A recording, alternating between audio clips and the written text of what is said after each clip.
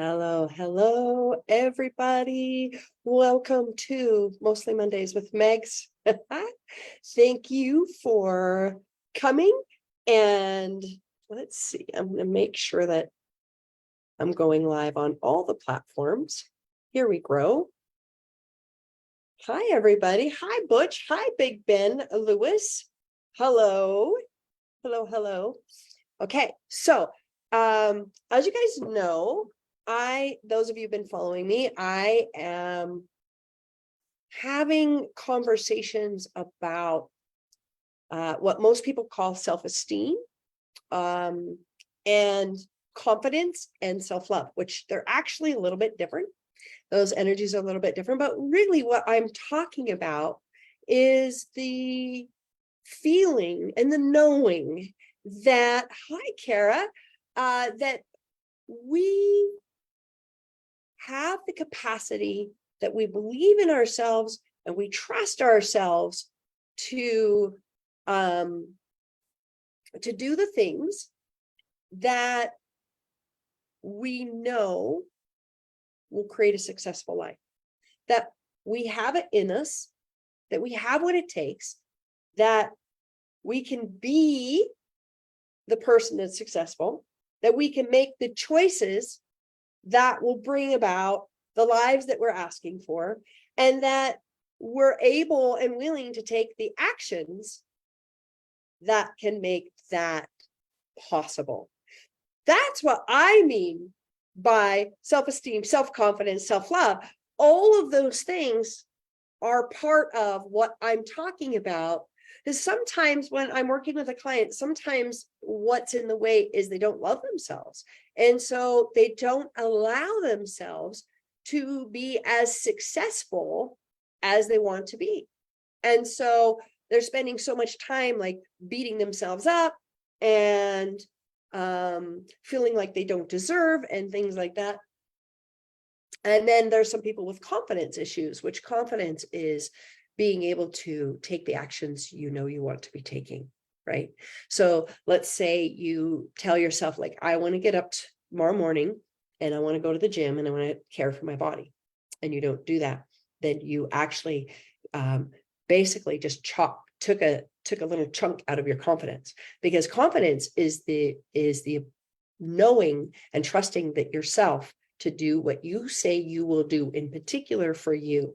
And yes, part of that is keeping your word with others, but that's not as big of a factor in self-confidence as you being able to keep your word to you, right? So, and it's interesting because we think it's not a big deal. Like, I know that for myself for a long time, it's like, well, I didn't show up to the gym and it's okay because, you know, nobody's the wiser. But what that was doing constantly is taking a little chunk out of my feeling that of trust. So for me, I believe that trust is just, that is the main component to specifically being confident in the action taking side of things. And people have gotten that really misidentified.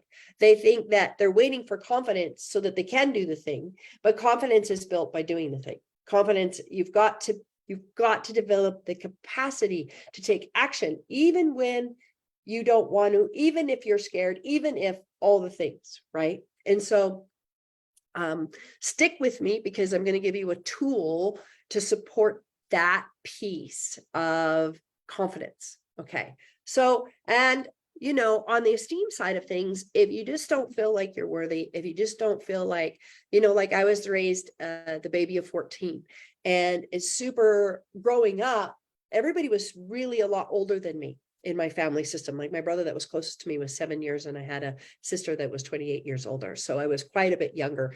And as just, even without all the drama of the family system, I always felt little. And I always felt like this projection of, oh, she can't do that. She's the little one. She's the little one. And so I felt that inside myself, of always feeling like that everybody knew something I didn't. Right. And so in my career, that's happened so many times where I thought, oh, like they must know something I don't. Right. And so that has been part of my work to do. And, it's an interesting thing because I think that what I'm naming this episode is no one else can give you self-esteem. So self-esteem isn't going to be bestowed upon us. It's not going to be gifted to us. It's something we have to take. It's something that we have to choose. We have to choose to back up our ideals, our visions, our desires, our dreams. We have to learn how to have our own backs. And nobody, I don't care how many people are positive with you. Now that's helpful. If you've grown up in a negative environment and you're finally around some people who are like for you and believe in you, good on you. That means that you've actually shifted some energy, right? But if you don't give that to you, then you're not going to be the person that can create the life that you know you're capable of. The example that I have of this is like for years and years and years, when people said that I was pretty or I was cute or whatever, I would be like, yeah, whatever.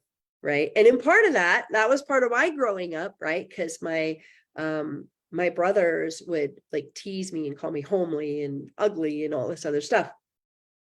And so as an adult, when people would say that, because if my brothers ever said anything like that, that meant that I was going to get dumped in the rain barrel, or something bad was going to happen.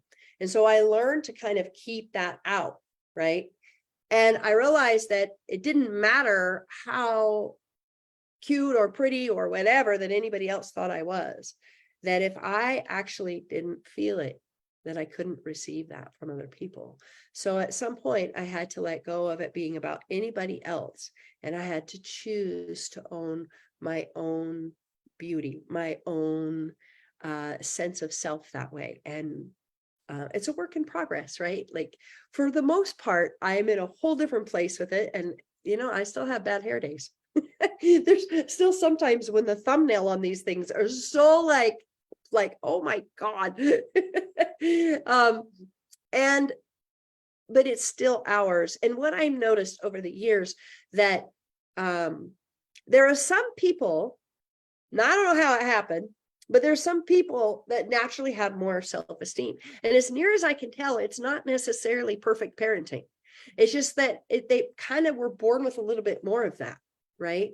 And but no matter what, in 28 years and working with tens of thousands of clients and participants in group environments, everybody has an area, 2 or 3 areas where we don't feel as confident. And I don't care, like I've worked with like multi-billionaires, or not billionaires, millionaires, okay? And they may be confident about money, but they're not confident in relationship, right? And so no matter how successful you are in any area, there is something that I kind of think is our work on the planet, right? It's like the work that we do to have our own back in our dreams and our aspirations, the work that we do to fight for ourselves, I think is the work of our lives. That through that process, we become the contribution that we want to be, that we believe that we are. And that's the path. I don't know anybody that got to success that didn't have to work through self-doubt, that didn't have to work through worth issues, that didn't have to work, that there wasn't some area that they had to go, okay, it's up to me. I got to do this. And one of the significant shifts that I made years ago was that I I'd been wrestling with, am I enough? Like my whole life. And I had this awareness. I was actually sitting in this class and I was like, oh my gosh, not enough is a total scam. It's a total scam. It doesn't exist. What is not enough? Based on who? Based on what? Right? Like it's completely arbitrary. It's not a thing. Not enough is not a thing. It's completely made up. And I was like, oh, like what a fantastical little mousetrap that is. You just keep running around that wheel because, if you're sitting in, okay, you're sitting in a consciousness training and it's like, I am enough. Yes, I am enough. But while you're claiming that, there's a whole other part of you that doesn't feel like you are. And so you're going round and round. So even those of us who are trying to, and that's what I realized I'd been doing. Like I'm doing the affirmations, I'm doing all the things. And I realized that the whole thing was a sham. The whole thing. The not worthy doesn't exist. Not enough doesn't exist. It doesn't. It is a construct that we made up. Now, I don't have enough time to go into why we made that up. There's a lot of things underneath that. But what I realized, this is what I did with that information. Okay. And this might be useful for some of you watching or listening. Is that I was like, well, I don't actually care if I'm enough or not enough. I'm going to choose. I may not have what I believe is the talent required to take this step, but I'm choosing it. I may not have all the resources I need to go ahead and do a podcast, try to figure out how to get on all the platforms, right? But I'm choosing it. And so what I started to do was I started to make choice the priority over my the chatter, right? I call that the chatter. The cool. I don't feel enough. I'm not good enough. I'm too tired. Okay, cool. What do you choose? What do you choose? And when you take the energy out of your interesting conversations that go in your head, and we all have them, people. We do. I know that a lot of people are a lot better at faking that they don't have them, but everybody has them. I don't care how much work they've done, unless they have been bestowed by the Buddha or Christ or something and had a like awakening. There's maybe a handful of people walking around the world that are no longer operating from mind. But if you still have times in your life where you pop into mind, you will notice that those thoughts are there. As they tend to, it's part of the collective soup that we're in. And 9 times out of 10, they're not your thoughts anyway. So why are we paying them any attention? And now that you know that it's completely made up, that not enough and not worthy, right? Then you can actually just notice it like clouds passing. You don't have to counter it with a positive, right? You could just let the clouds pass through. And what do you choose? I don't care what you think. What do you choose? And it's so interesting because I used to think that the people who had achieved the most success had the best mindsets. They actually don't. I've worked with some really high achievers that have crappy mindsets, but you know what they have? They have the ability to choose no matter what else is happening. They have the ability to take action no matter what else is happening, right? And how do we do that? We have to make choice a little bit more powerful than our interesting points of view, than our itty bitty shitty committee that's going on in here, and go, okay, cool, blah, blah. What do I like to choose right now? What would I like to choose right now? And the good news is, and I know that Kara, you and I just had this conversation, but a choice really only lasts 10 seconds. So I don't care if you're on the back end of making, 27 shitty choices. Every 10 seconds is an opportunity to choose again. What would you like to choose right now? And if you choose something that you know will feel good to you, will feel better if you choose it, and then you make that choice, you make 6 choices in the next hour, 6 small choices, like oh, my body would like a drink of water. That would feel good to my body. But you consciously choose it. Or maybe you've been telling yourself you'll journal and you're not. But you say, okay, I'm going to take 1 minute and I'm going to just put down every thought and feeling I have. So one of the things that we do that gets in the way of developing this confidence is we put all this pressure to make these really, really, really big choices. And until you get comfortable with the small choices, until you start getting present moment to moment and you get confident with making those smaller choices, and you start trusting yourself, then when you do that, then all of a sudden you'll rise to this place where you notice yourself willing to make some of those bigger choices. But it starts small. It starts very, very small. So I hope that it's been helpful for you today, for me to tell you that your conversations in your head are a sham. And it's okay. We all have them. We all have, but it's not real. Oh, goodness. That's so funny that it's just not real. And what your life, my life, is the culmination of my choices. Nothing more, nothing less. I don't care how shitty your childhood was.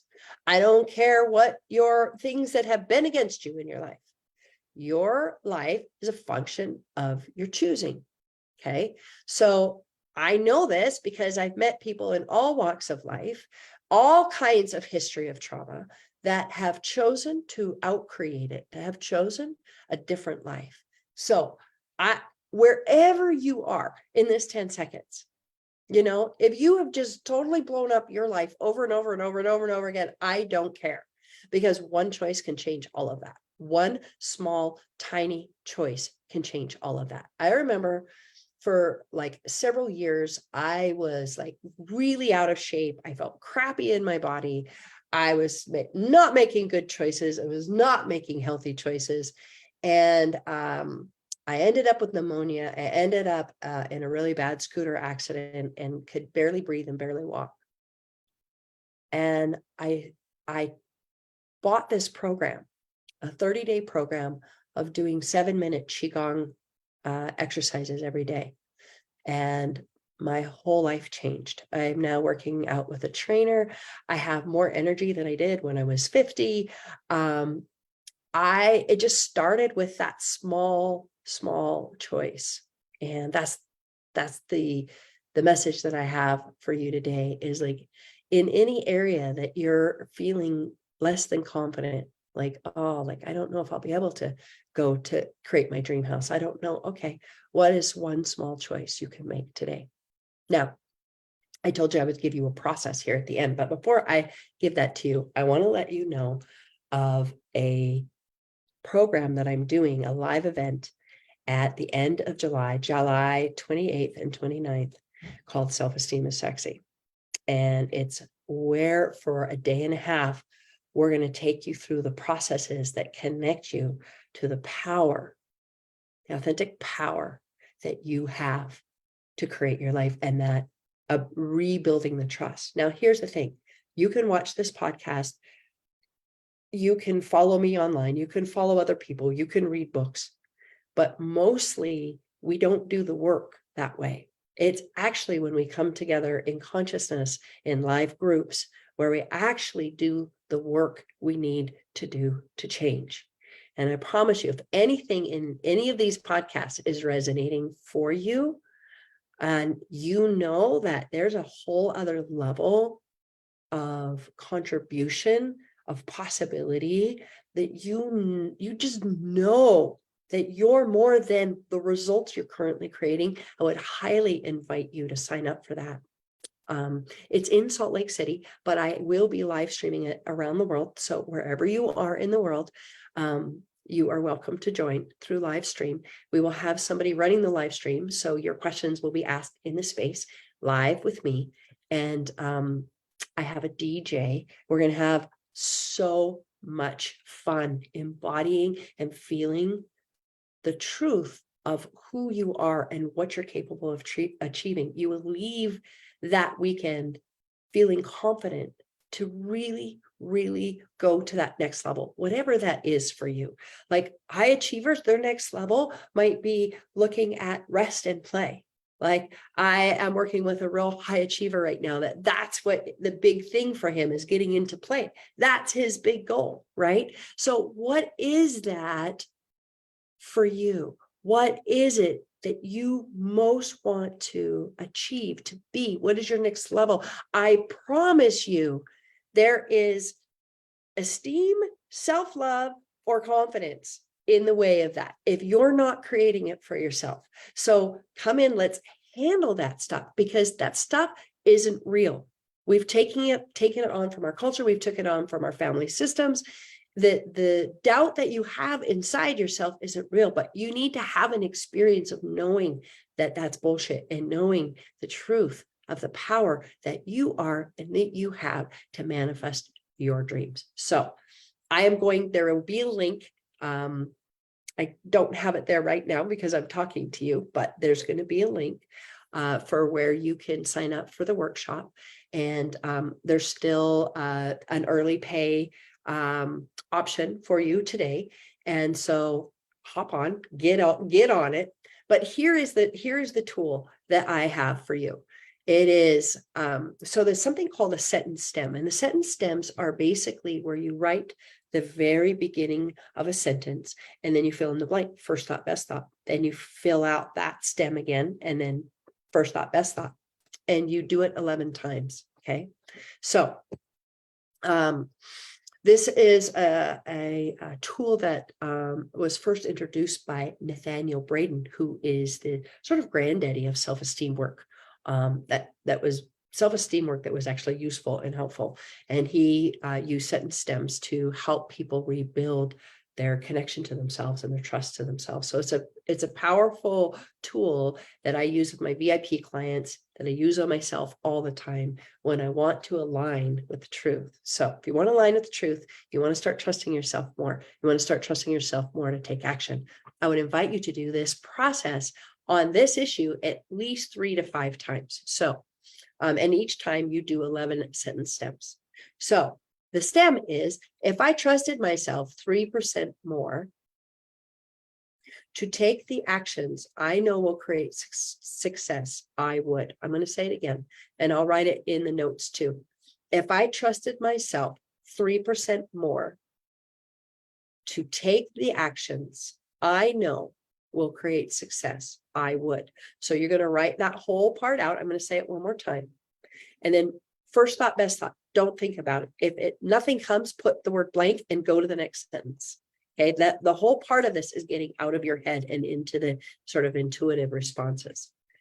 If I trusted myself 3% more to take action, to take the actions I know will create success, I would. Okay, I'll do it the 4th time. If I trusted myself 3% more to take the actions I know will create success, I would. All right, that's your tool for today.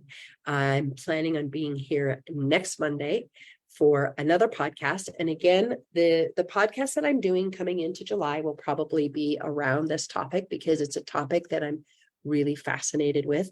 It is always the reason that you don't have the results in a particular area of your life that you would like to have those results in. So, and nobody can give this to you. This is work you have to do. You have to choose to believe in yourself. You have to choose to take action, even when you're scared.